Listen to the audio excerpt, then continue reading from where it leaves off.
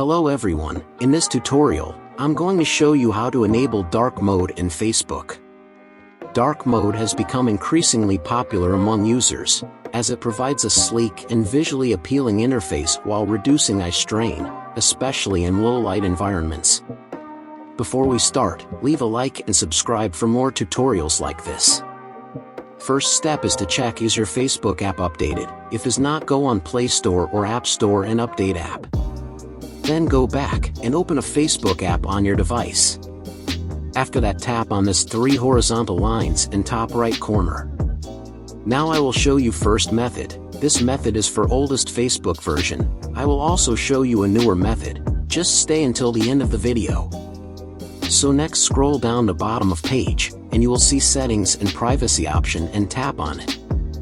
And you will see a lot options, and you need to go on first one where is written settings. So now on this menu, in preferences section, if you have oldest version of Facebook, you will see an option where is written dark mode. Then you need to click on it and enable dark mode, but I didn't have that option because I have a newest version of Facebook, and I will go back. Next, scroll a little down, and you can see a dark mode option, and go on it. Then just enable dark mode by tapping on, and that is it.